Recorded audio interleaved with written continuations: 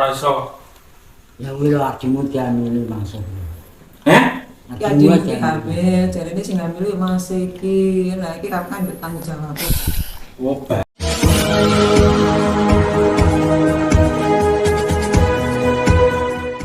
Dibuka aja biar nggak ada yang fitnah.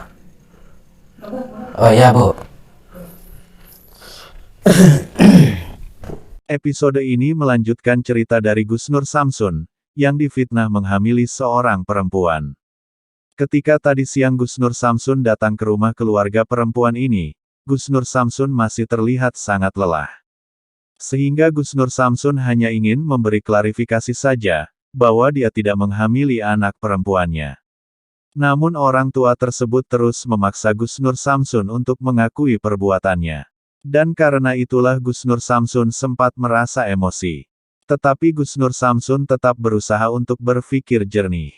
Dia kemudian minta izin untuk istirahat dulu, dan berjanji malam nanti dia akan datang lagi, untuk menyelesaikan masalah yang dituduhkan itu. Dan malam ini Gusnur Samsun menepati janjinya itu. Dia kembali datang ke rumah keluarga ini, dan berharap semua bisa diselesaikan baik-baik. Gusnur Samsun kemudian menjelaskan, bahwa sama sekali dia tidak pernah mengenal anak perempuannya itu. Dan melihatnya pun baru sekali, yaitu ketika tadi Gusnur Samsun datang ke rumah ini. Nomor handphonenya pun Gusnur Samsun juga tidak tahu. Mana mungkin dia berhubungan dengan anak perempuannya, apalagi dia tidur bersamanya. Tetapi orang tua perempuan tersebut masih tetap menuduh Gusnur Samsun. Bahkan mengatakan, bahwa Gusnur Samsun berusaha lari dari tanggung jawab, yang seharusnya dilakukan Gusnur Samsun. Gimana Pak? Tanggung jawab. Loh bukan saya tanggung jawab apa yang diinginkan? Saya anakku meteng loh. Loh anak sampai meteng kan bukan urusan saya. Orang tua tersebut masih terus berusaha memaksa Gusnur Samsun untuk mengakui perbuatannya, dan mempertanggungjawabkan perbuatannya yang telah menghamili anaknya. Tetapi Gusnur Samsun tetap tidak mengakui perbuatannya itu, sehingga sang orang tua terlihat merasa emosi. Maka mereka kemudian memanggil anak perempuannya yang telah hamil itu.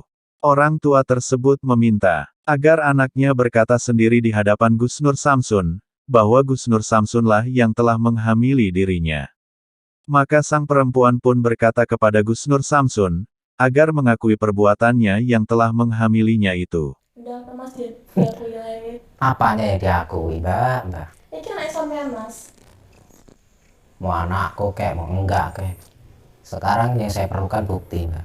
Perempuan yang diketahui bernama Lia itu pun berusaha merayu Gusnur Samsun, untuk mengakui perbuatannya.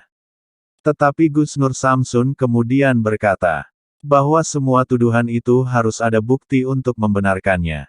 Karena kalau tidak, itu adalah sebuah fitnah yang sangat berbahaya.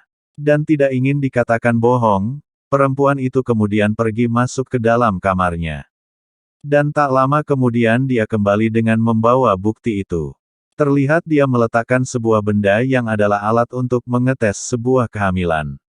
Dan melihat hal itu, Gusnur Samsun kemudian mencoba untuk mengamati keaslian dari alat tes kehamilan dari perempuan tersebut.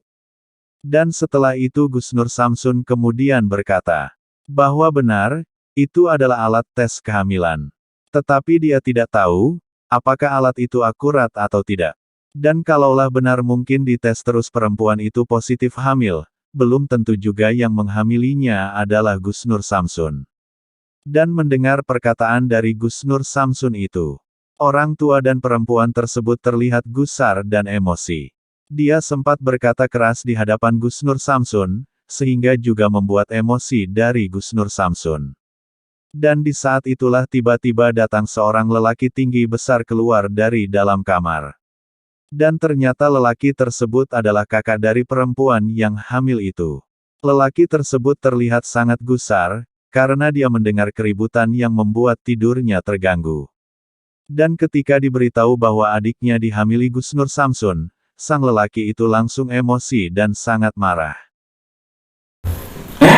Ya iki hamil, jarine sing hamil Mas iki. Nah iki kapan bertanggung jawab. Oh, singa. Iki Pak. Setelah itu saya, kalaupun itu positif hamil, saya juga mau menunggu tes DNA. Omongin sampean mas, pelacur-pelacur. Lah memang kenyataan